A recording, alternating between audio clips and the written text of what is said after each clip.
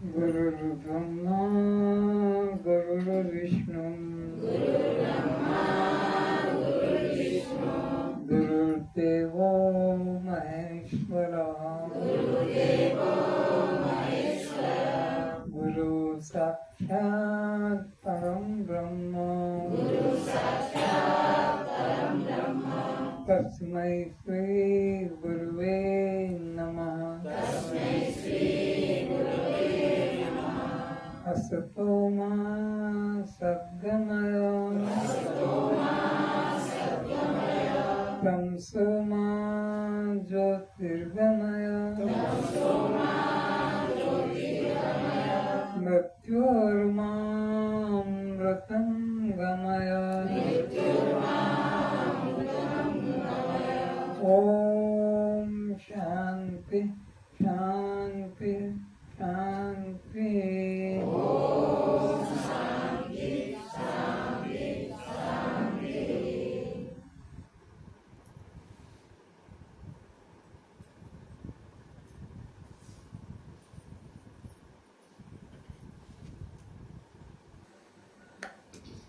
प्रसंग चल रहा है अष्टावक्र जी और राजा जनक के मध्य में।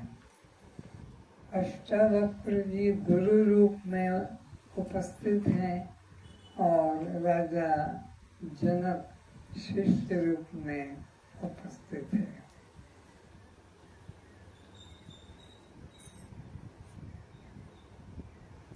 शिष्य वही हो सकता है जो साधन संपन्न हो,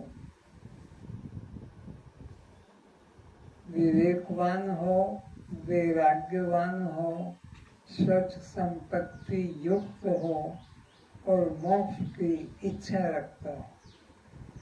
ऐसा व्यक्ति ही गुरु के निकट बैठने का, उपदेश ग्रहण करने का अधिकारी होता है।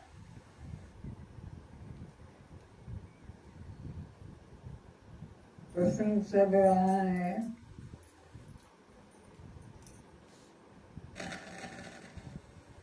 जिस अव्यक्त आत्मा को एक बार प्राप्त कर लेने के बाद पुनः देह भाव रूप संसार में नहीं लौटना पड़ता है। इससे जिस अव्यक्त आत्मा को एक बार प्राप्त कर लेने के बाद आत्मा अज्ञात है।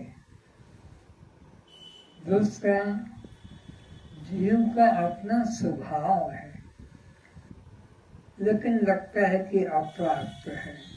आत्मा तो नित्य प्राप्त जीव का स्वभाव है। तो जिस अव्यक्त आत्मा को एक बार प्राप्त कर लेने के बाद पुनः देह भाव रूप संसार में नहीं लौटना पड़ता है, ये निश्चित है कि एक बार जब रूम में, कमरे में दीपक प्रकाश मिल गया, फिर वो अंधकार में ठोकर कैसे खाएगा? फिर अंधकार में ठोकर खाना नहीं पड़ता है। तो एक बार जिसने उस अव्यक्त आत्मा को, नित्य प्राप्त अव्यक्त आत्मा को अनुभव कर लिया। आत्मा कैसी है? नित्य प्राप्त है और अनुभव में नहीं आया।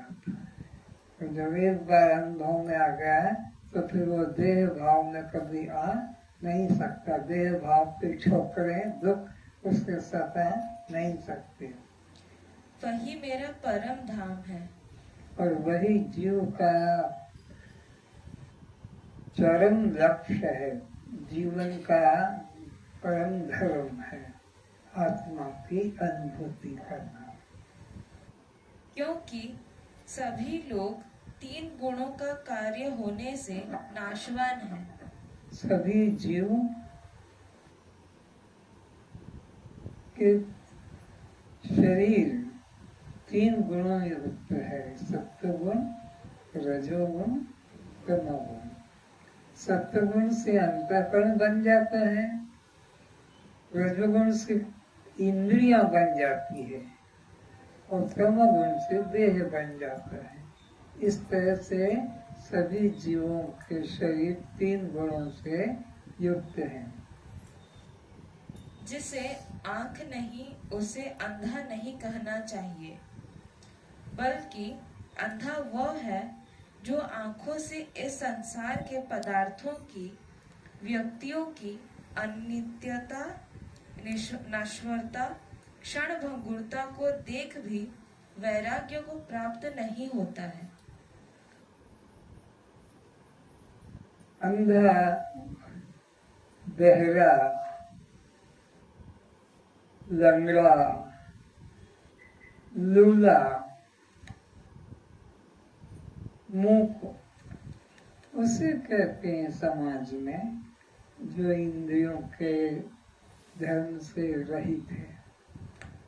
आँख से देख नहीं पाता, कान से सुन नहीं पाता, वाणी से बोल नहीं पाता, पैरों से चल नहीं पाता, अपंग, लंगड़ा, लूला, बहरा, मूक कहा जाए। पर ये वास्तव में आँख से नहीं देखना, नहीं देख पाना, वो अंधा नहीं है।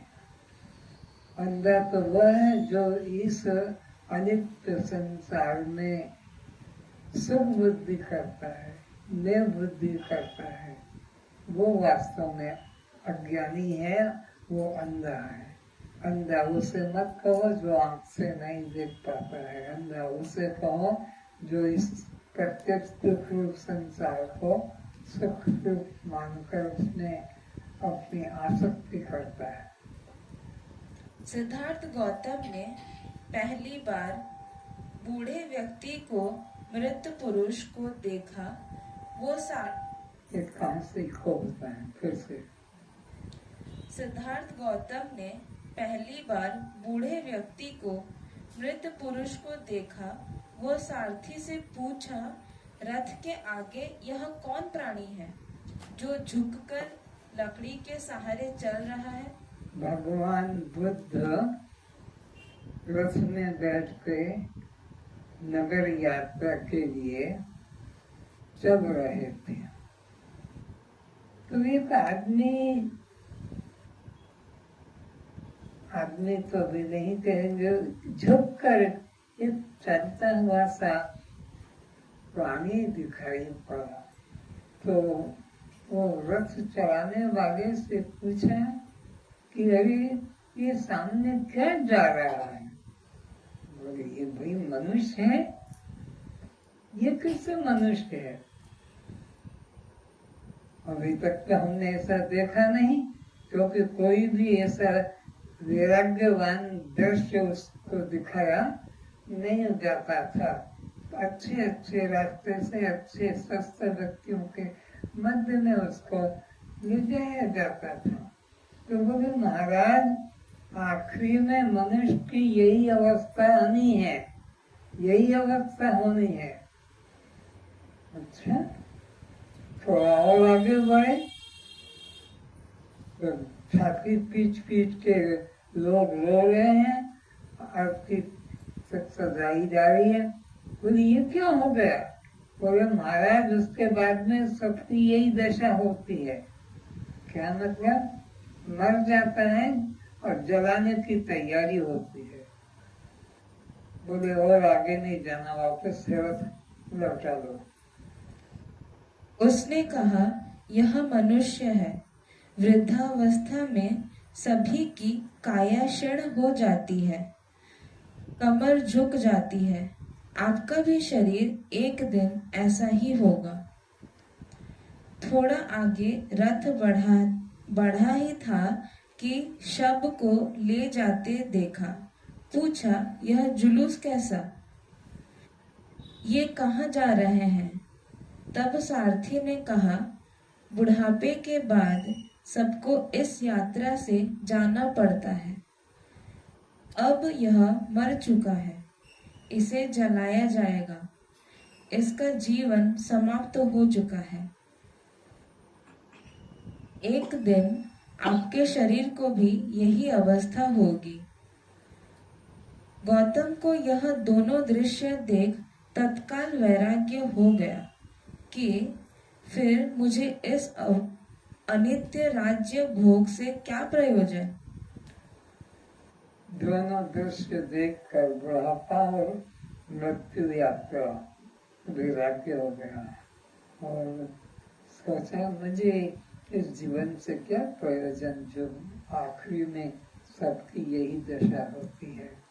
तो मुझे और संसार में अब अनुराग नहीं करना चाहिए, इससे तो छुटकारा ही पाना है। मुझे तो उसे ही जानना एवं पाना है जो शाश्वत है। मुझे तो उसी को जानना है, पाना है, अनुभव करना है, जिसको न तो बुढ़ापा आता है न मृत्यु होती है। वो वस्तु जो नित्य है, सदा रहती वाली, मुझे तो उसे ही जानना है। जो अभय है, जो अमृत है, जो उसको किसी का भय नहीं, अमृत है और वही आनंद है। जो सत है। वे लोग सचमुच अंधे हैं जो रोज लोगों को मरते देख भी धन, मकान, जमीन, अलंकार संग्रह करने में, अपने नाम रजिस्ट्रेशन कराने में, छल कपट हत्या कराने में लगे हैं। वे अंधे, वे अज्ञानी अंधे हैं जो रात दिन इसी अनित्य संसार में आसक्त होकर अपना बनाने में लगे हैं, अपने नाम का रजिस्ट्रेशन कराने में लगे हैं, अपने नाम का बोर्ड लगाने में लगे हैं, नाम खुदाने में लगे हैं, बर्तनों पे नाम, गाड़ी पे नाम, हाथ पे नाम, मकान के ऊपर नाम, अपना नाम।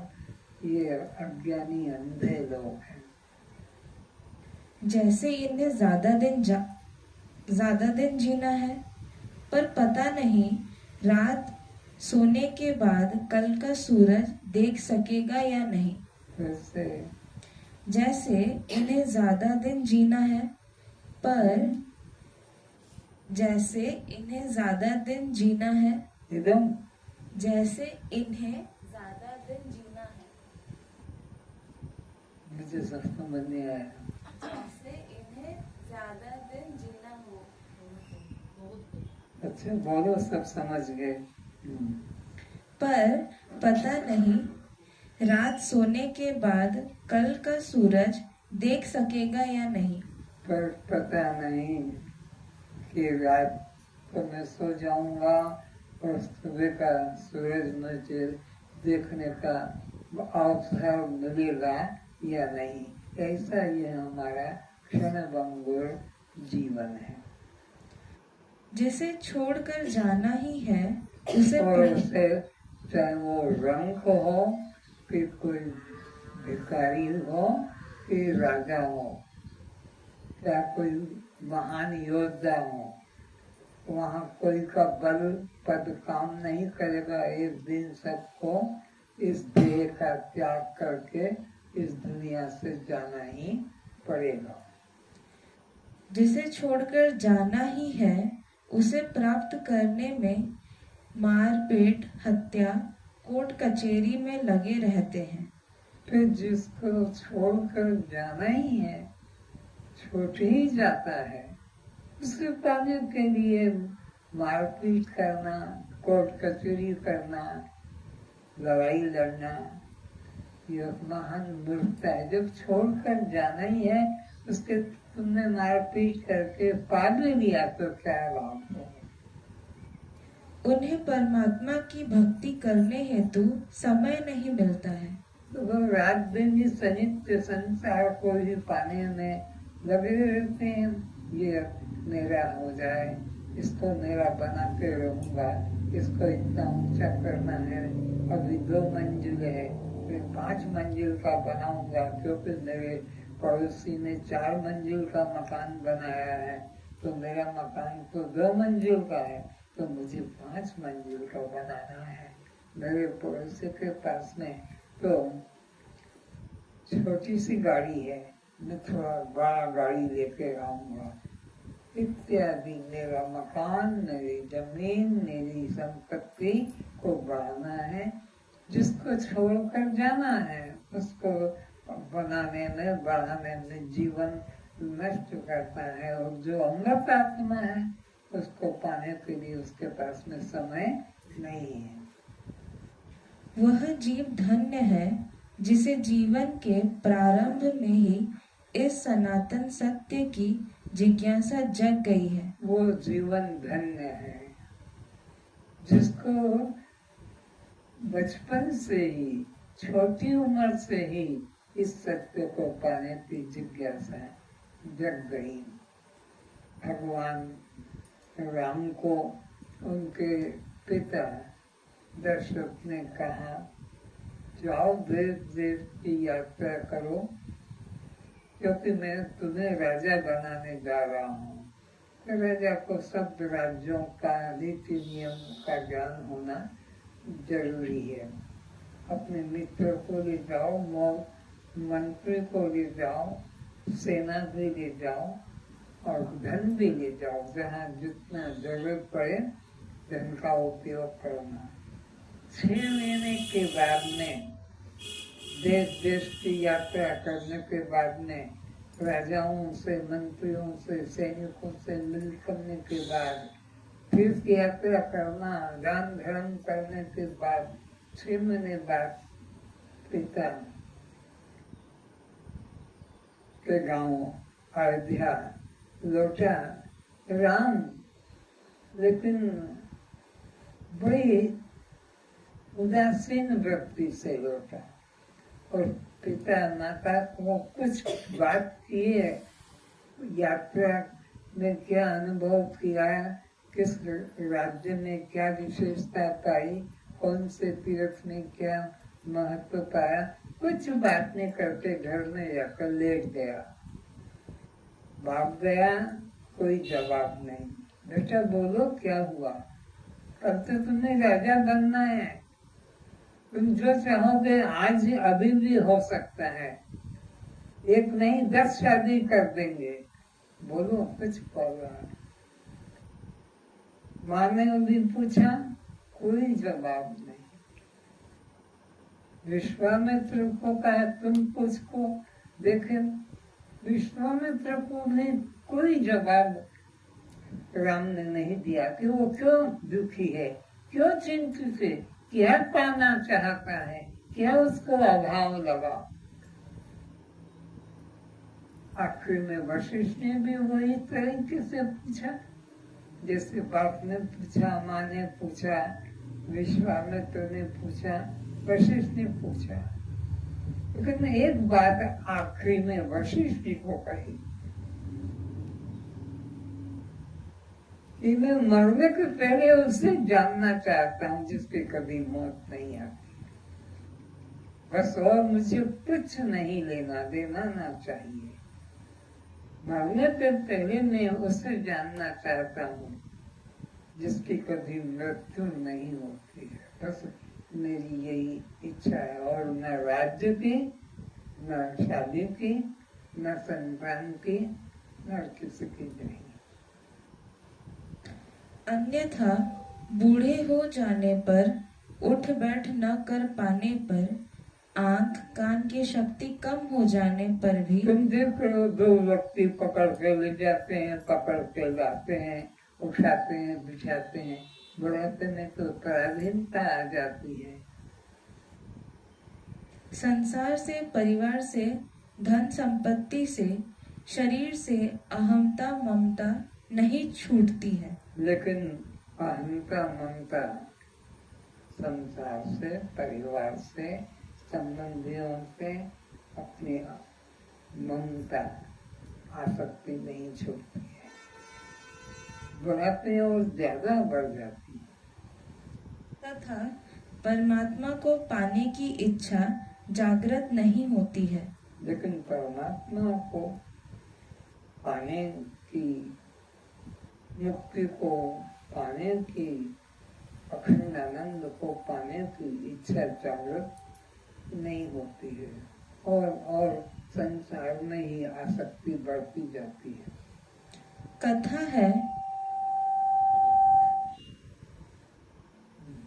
कथा है राजा ययाति के 100 पुत्र थे। राजा ययाति के 100 पुत्र की कहानी इस आसक्ति के प्रसंग में बता रहे। काम बहुत फैला रखा था, योजनाएं कागज में बना रखी थी, नक्शे खींच रखे थे, क्या क्या कहाँ कहाँ करवाने बनवाने हेतु। सब मन के सपने को कागज के ऊपर नक्शा बना बना कर ये मकान, ये राज्य, ये आसन, ये मेरे को करना है। ययाति के द्वार पर मृत्यु खड़ी हो गई उसे ले जाने के लिए, और मृत्यु आ गई सामने।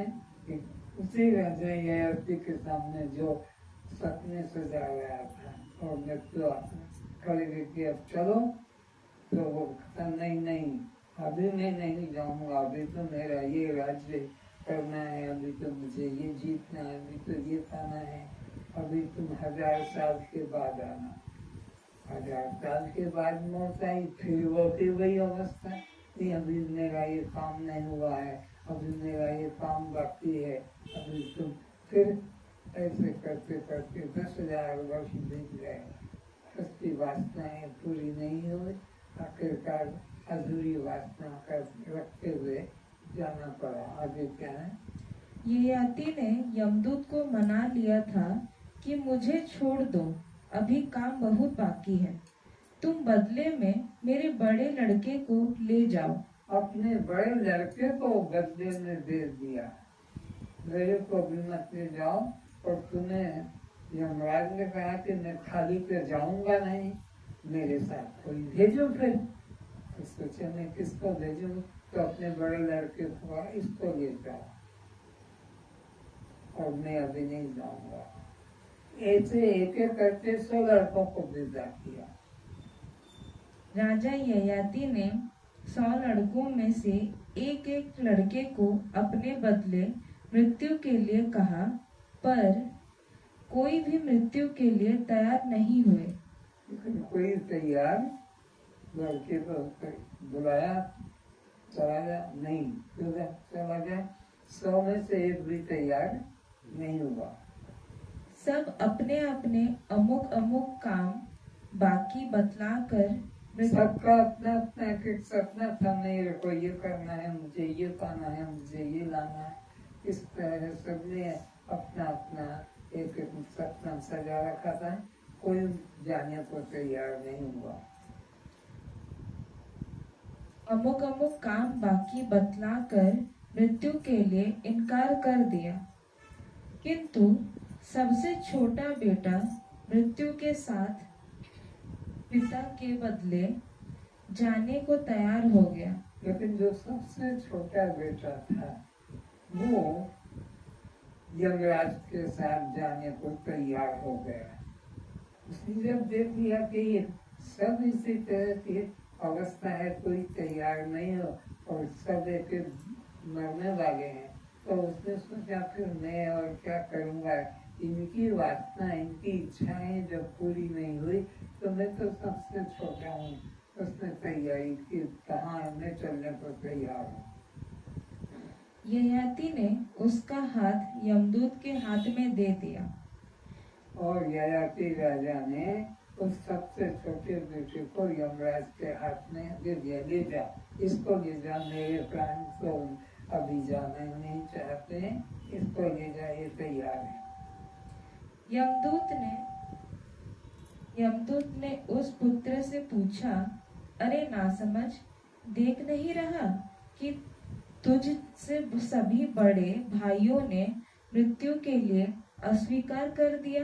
यमराज ने हाथ तो पकड़ लिया, ययाति राजा ने अपने सबसे छोटे बेटे का हाथ यमराज को दे दिया कि इसको ले जा।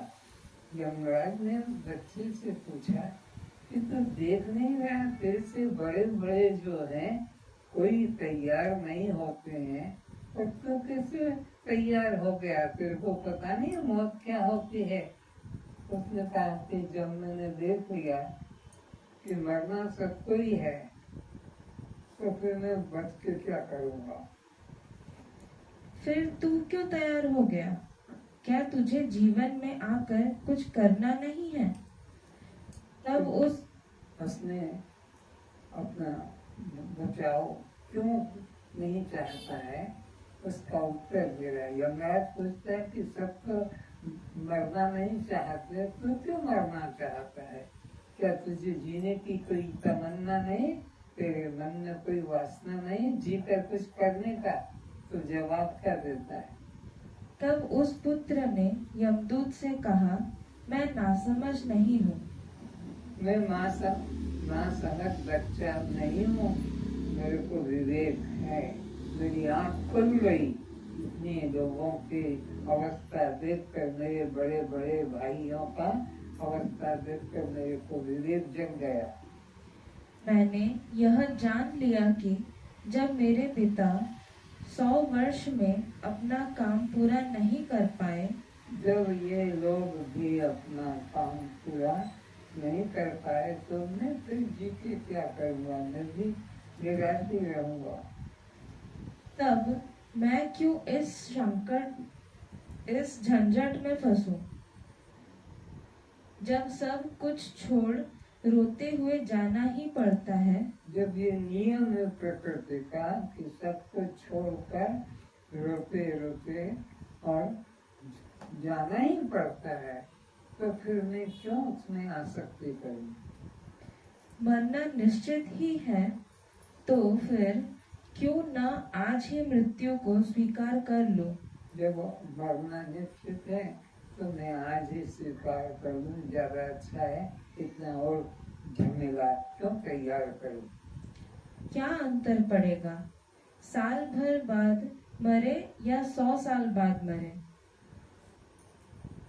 श्री राम, शुक, भरत, वामदेव, ज्ञानदेव, मीरा, कबीर आदि जैसे पूर्व जन्म के योग भ्रष्ट जीवों को इस जन्म के प्रारंभ से संसार के प्रति आकर्षण नहीं रहा था।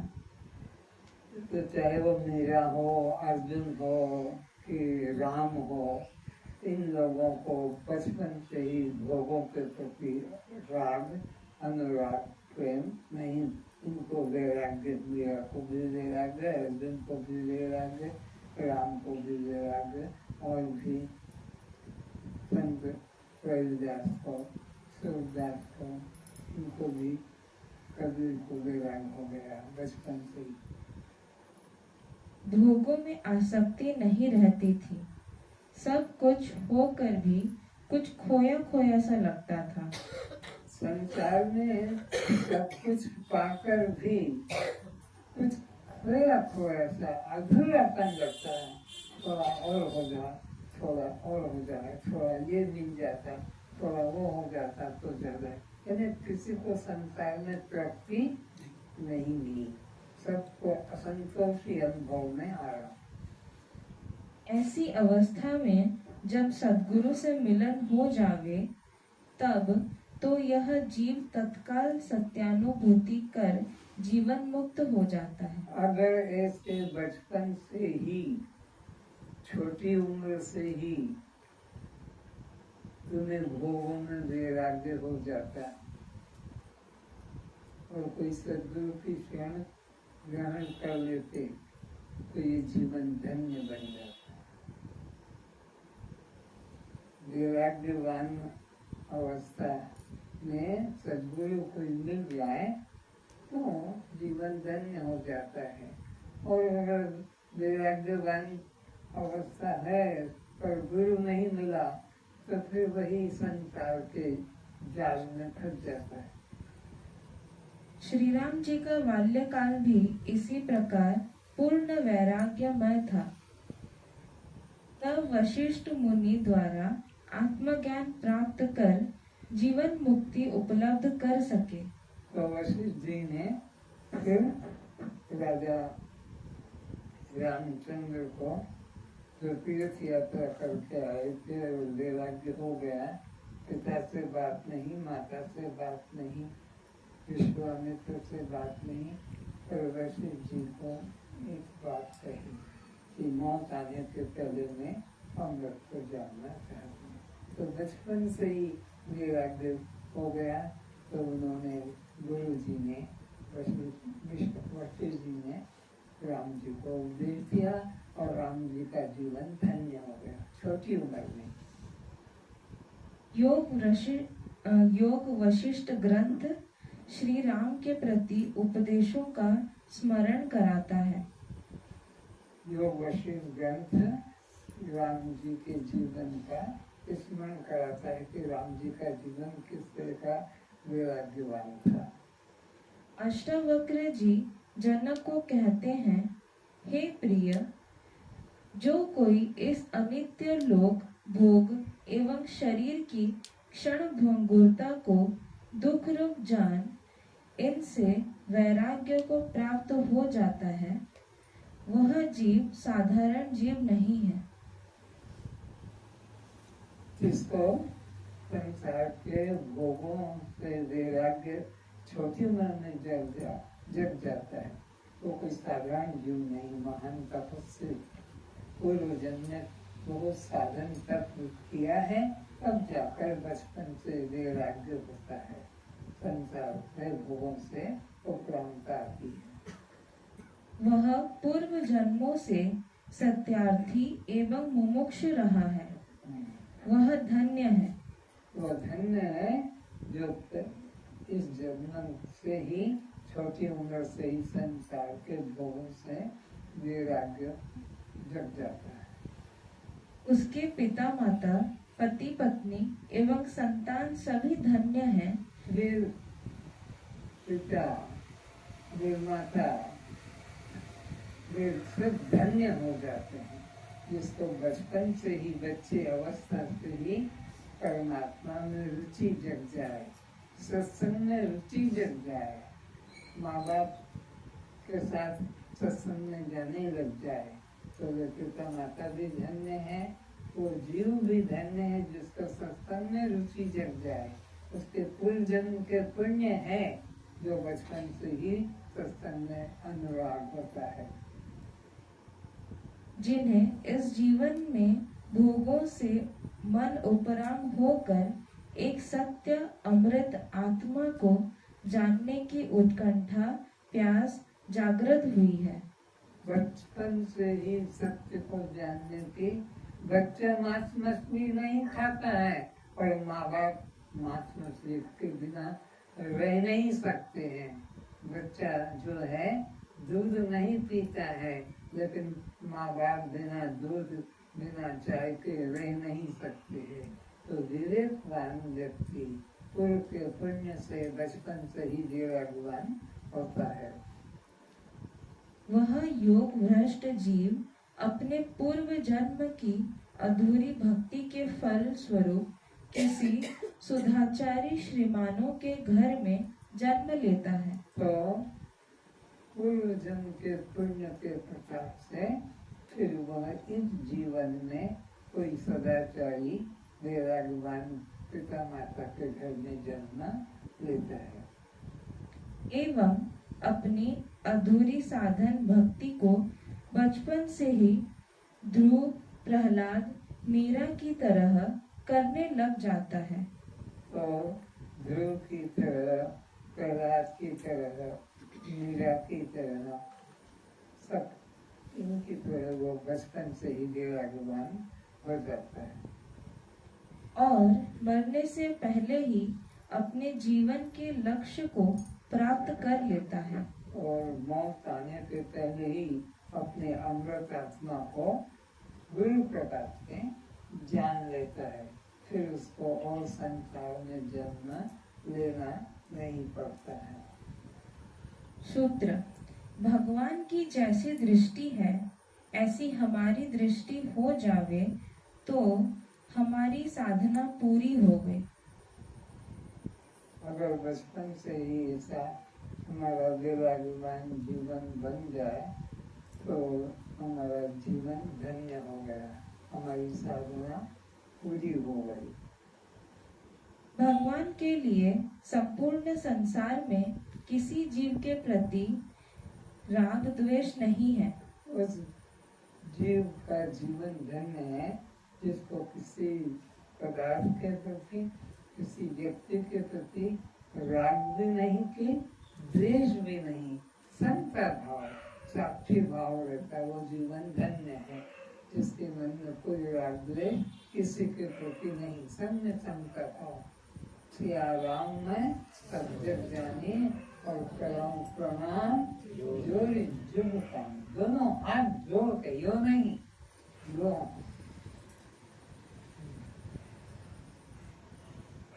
न किसी से शत्रुता है, न किसी से मित्रता है, बल्कि सभी के प्रति सूर्य के प्रकाश की तरह समान भाव रहता है। सूर्य को सम्मान दे या न दे, सूर्य को कोई प्रणाम करे न करे, सूर्य सबको प्रकाश और उष्णता प्रदान करता है। ज्ञानी का जीवन सूर्य की तरह सब में समता भाव वाला होता है। अष्टावक्र जी जगत के प्रति वैराग्य करने का हेतु बता रहे हैं कि हे जनक, यह नाम रूपात्मक संसार नाशवान है, क्योंकि न यह आदि में पाया जाता है और न अंत में, केवल भ्रम से मध्य में सीप में चांदी की तरह भासित हो रहा है। सूरज के प्रकाश में सीप नदी के किनारे पड़ी होती तो चांदी की प्लेट पड़ी हुई है, अरे ये तो सीप है। तो ये संसार सीप में चांदी की तरह है। अज्ञान काल में मालूम पड़ता है, जब ज्ञान हो जाता है तो लगता है कि जगत सच न है, ब्रह्म सत्यम जगत मिथ्या, ऐसा अनुभव में आ जाता है। इसलिए इसे मिथ्या जानना चाहिए। तो ये जगत को सीप में चांदी की तरह जो लुभायमान लगता है, उसको मिथ्या ही जानना चाहिए। दूसरी बात, यह संसार आध्यात्मिक, अधिभौतिक तथा अधिदैविक इन तीनों प्रकार के तापों से भरा होने से यह दुख रूप है। तो जगत क्या है? दुख रूप है, तो नाना विघ्नों से, नाना शांतियों से भरा हुआ है। इस कारण यह त्यागने योग्य है। इसलिए यह त्यागने योग्य है। ज्ञान के योग्य है, त्यागने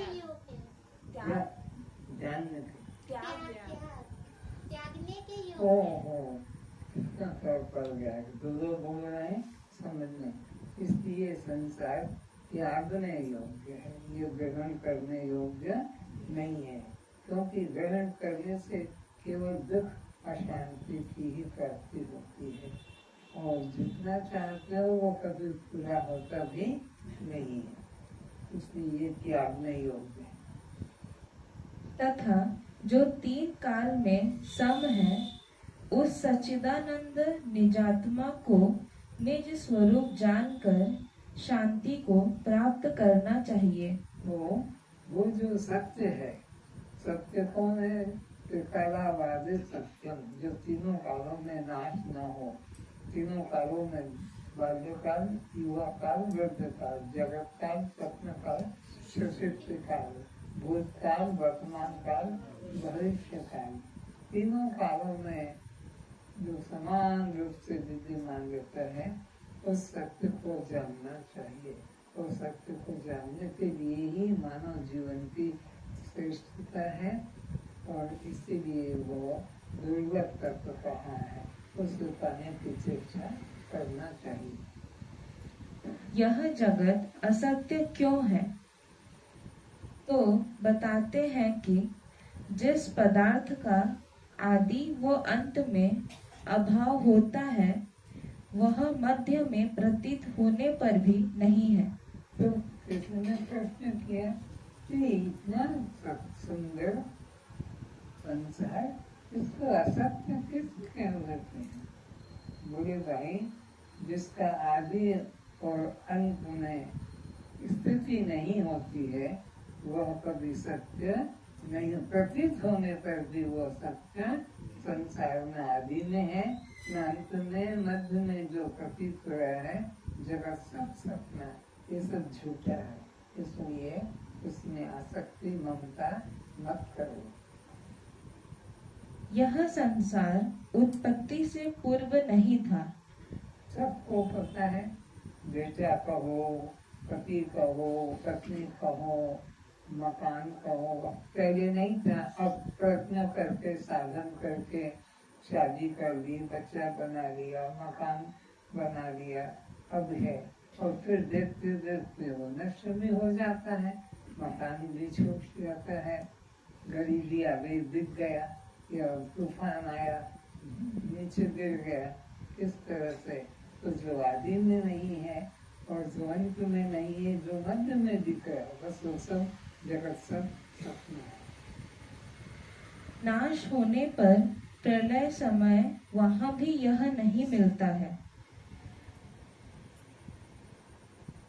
जन्म के पहले नहीं और मौत के बाद में नहीं, और मध्य में भी क्षण क्षण में बदलता रहता है। तुम्हारे बाल इधर से काटा बढ़ता जाता है, नाखून इधर से काटे बढ़ते भी जाते हैं, हर चीज हर क्षण बदल रही है। तो मध्य में भी वह दिखता है पर होता नहीं। केवल वर्तमान में प्रतीत होता है, इसलिए असत्य है। तो केवल संसार वर्तमान में प्रतीत होता है, न आदि में है न अंत में है, इसलिए यह असत है। रस्सी पर भासने वाले सर्प की तरह। रस्सी के ऊपर जो सर्प भास रहा है वो रस्सी में नहीं है, रस्सी तो रस्सी है, हमारे मन में वो रस्सी में सर्प का भ्रम हो रहा है, भ्रम हो रहा है, भासने पर भी जो है नहीं वो भ्रम है। फिर सत्य क्या है? जो तीनों कालों में समान पाया जाता है। तो प्रश्न कर रहे हैं कि फिर सत्य क्या है? तो ये जो प्रतीत हो रहा है ये सब असत्य है, सपना है। तो सत्य क्या है? जिसका तीनों कालों में नाश न हो, अभाव न हो, एक जैसा रहे, उसको फिर सत्य कहते हैं। इसमें कोई परिवर्तन न हो। जिसका किसी काल में अभाव न हो। नास्तो विद्यते भावो ना भावो विद्यते सतः। सत्य का है तीनों कालों में विनाश, अभाव नहीं होता है, और सत्य तो सत्य ही नहीं है। जैसे आत्मा सत्य है। क्यों है? क्योंकि इसका तीनों कालों में अभाव नहीं होता है। आत्मा को सत्य क्यों कहा? तीनों कालों में अभाव नहीं होता। तीन काल कौन कौन से? भूतकाल, वर्तमान काल और भविष्य काल, इसमें इसका अभाव नहीं होता है। वास्तव में न तो ऐसा है कि मैं किसी कालों में नहीं था और तू नहीं था, तथा ये राजा लोग नहीं थे। ऐसा कभी नहीं कि मैं नहीं था, तू नहीं था, कि राजा लोग, लेकिन बदलते जा रहे हैं, सब नाशवान होते जा रहे हैं। और इसके बाद भविष्य में मैं, तू और यह सब राजा लोग नहीं रहेंगे। सब मृत्यु को पाएंगे। यह बात भी नहीं है, क्योंकि आत्मा नित्य वस्तु है। आत्मा का तो राजापना, प्रजापना, लोकपना यह न रहे, लेकिन आत्मा का कभी अभाव, आत्मा का कभी नाश नहीं। देह हमारा तुम्हारा, इन लोगों का, राजाओं का, ये नहीं रहेगा, लेकिन आत्मा जो की तो बनी रहती है। आत्मा का कभी नाश नहीं होता है, नाश होता है देह संघात का। उसका कभी नाश नहीं होता है। और जिसका कभी नाश नहीं होता है, जो तीनों कालों में विद्यमान रहता है, वो सत्य होता है। और वह मैं हूँ, वह तू स्वयं है, वह ऐसा तू निश्चय करके जान। अस्तु हे अर्जुन, अपने को दृष्टा साक्षी आत्मा रूप जान। इसलिए तू अपने को दृश्य शरीर, आसमान, जन्मने मरने वाला मत जान, बल्कि मैं अजन्मा अविनाशी दृष्टा साक्षी आत्मा, ऐसा निश्चय कर। आज बस इतना ही।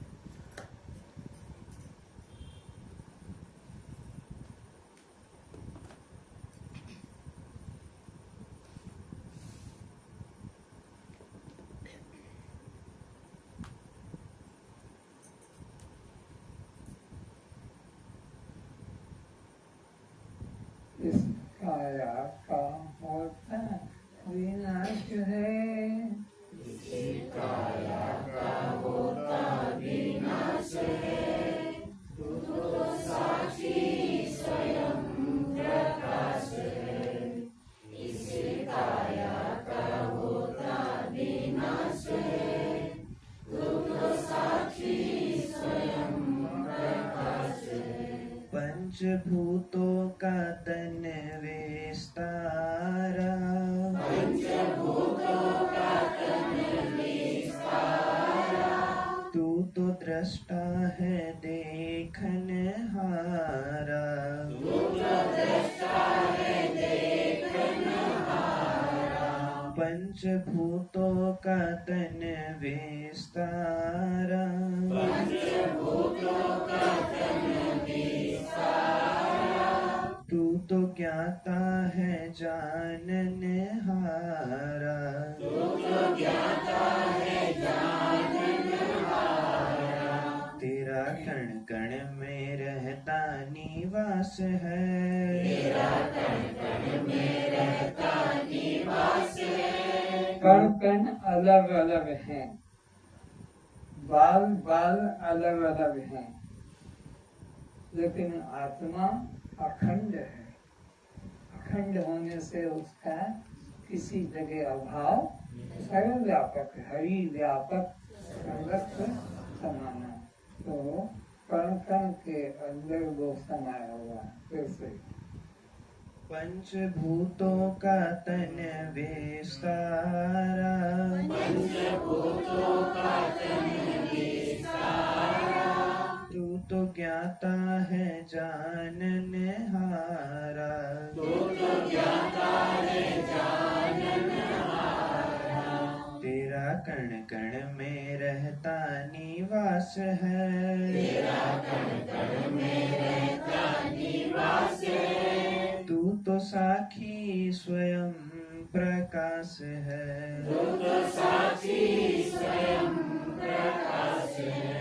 इसी काया का होता विनाश है, इसी काया का होता विनाश है। तू तो साक्षी स्वयं प्रकाश है। तू तो साक्षी स्वयं प्रकाश है। जैसे गहनों में सोना ही पाया, जैसे गहनों में सोना ही पाया, तैसे घट घट में तू ही समाया। जैसे घट घट में तू ही समाया। जैसे गागर में मिट्टी ही पाया, जैसे गागर में मिट्टी ही पाया, तैसे घट घट में तू ही समाया। जैसे घट घट में तू ही समाया। बिना स्फूर्त के कोई वस्तु नहीं, बिना मिट्टी के कोई पदार्थ नहीं, बिना लोहे के कोई यंत्र मशीन नहीं, बिना स्वर्ण के कोई अलंकार नहीं, ऐसे बिना चैतन्य के कोई कण भी रूप एक चैतन्य का ही है, और वह तो स्वयं है। जग तेरा ही लीला विलास है, जग तेरा ही लीला विलास है। तो साक्षी स्वयं प्रकाश है। तू तो साक्षी स्वयं प्रकाश है। इसी काया का होता विनाश है। इसी काया का होता विनाश है। तू तो साक्षी स्वयं प्रकाश है। तू तो साक्षी स्वयं प्रकाश है। आत्मा शरीर का नाश होता है। आत्मा अखंड होने से शस्त्र काट नहीं सकते, अग्नि जला नहीं सकती, पानी भिगो नहीं सकता, पवन सुखा नहीं सकता, कि कोई शत्रु किसी तरह से उसको नष्ट कर नहीं सकता। जाग जल्दी ये सपने की माया। जाग जल्दी ये सपने की माया। आपको भूल क्यों भर माया। आपको भूल क्यों भर माया। जाग जल्दी ये सपने की माया। जाग जल्दी ये सपने की माया। कौन सी सपने की माया है? जिसको तुमने मेरा, मेरी और मेरे कहते पुकारा है। सोचो, ये सपने की माया है। जाग जल्दी इससे, ये तेरे को नरक ले जाएगी। जिसको तुमने मेरा, मेरी और मेरे कहा है। सोचो सोचो, कौन कौन को तुमने मेरा बनाया है। सोचो, किस किस को मेरी बनाया है। सोचो, किस किस को मेरे बनाया है। ये है माया, और इसी में सब जगत भरमाया हुआ है, फंसा हुआ है। तो जितना जल्दी हो सके जाग, देरी मत कर और इस सपने की नींद से उठ जा। जाग जल्दी ये सपने की माया।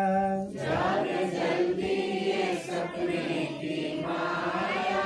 तो कैसे जागोगे? मेरा कोई नहीं, मेरी कोई नहीं और मेरे भी कोई नहीं, ये जागना हुआ। मेरा कोई नहीं, मेरी भी कोई नहीं और मेरे भी कोई नहीं। सब मेरा, मेरी, मेरे इस पंचभूत शरीर के बने हुए हैं। जो भी मेरा बना है पंचभूत नाशवान शरीर का, जो भी मेरी बनी है वो भी पंचभूत नाशवान शरीर की, और जो भी मेरे बने हैं वो भी पंचभूत। मैं पंचभूत से और नाशवान से न्यारा हूँ। जाग जल्दी ये सपने की माया। जाग जल्दी ये सपने की माया। आत्म को भूल देह में फसाया। आत्म को भूल देह में फसाया। स्वामी होके बना क्यों दास रे। स्वामी होके बना क्यों दास रे। ओ आत्मा, ओ दृष्टा, ओ स्वामी, ओ साक्षी, लेकिन अपने को देह मान के पराधीन बना रखा है।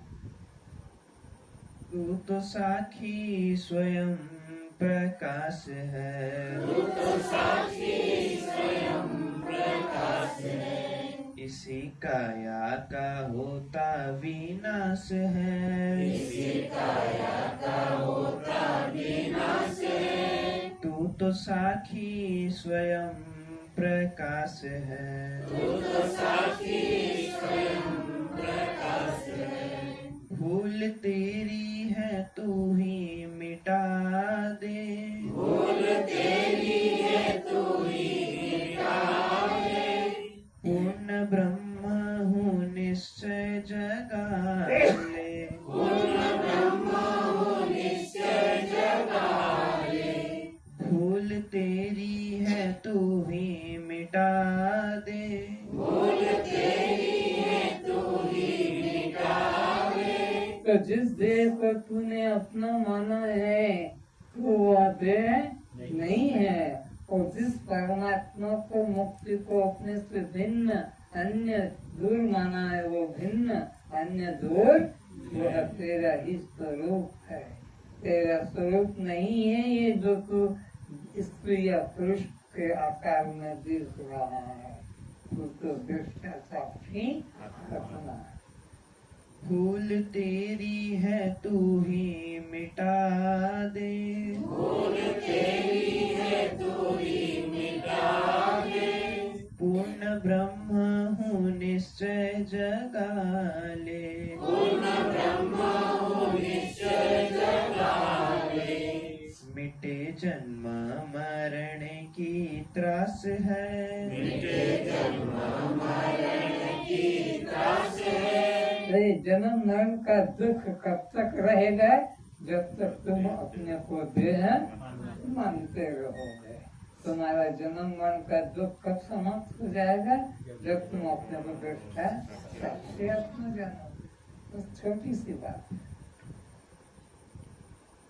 मिटे जन्म मरण की त्रास है, मिटे जन्म मरण की त्रास है, तू तो साक्षी स्वयं प्रकाश है, तू तो साक्षी स्वयं प्रकाश है, इसी काया का होता विनाश है, इसी काया का होता विनाश है, तू तो साक्षी स्वयं प्रकाश है, तू तो साक्षी स्वयं प्रकाश है। ओम पूर्णमदः पूर्णमिदं पूर्णात् पूर्णमुदच्यते पूर्णस्य पूर्णमेवावशिष्यते।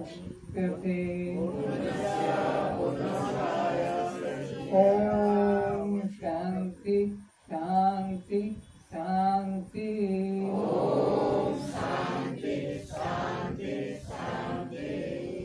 कस्त्वं क्या आप जड़ हैं, दुष्ट हैं, अनात्मा हैं, शव हैं, पर प्रकाश हैं, आप बद्ध हैं। तो फिर जन्म मरण किसको, भोग त्याग किसको, सुख दुख किसको, बंध मोक्ष किसको? कस्त्वं आज इतना ही। ओम शांति शांति।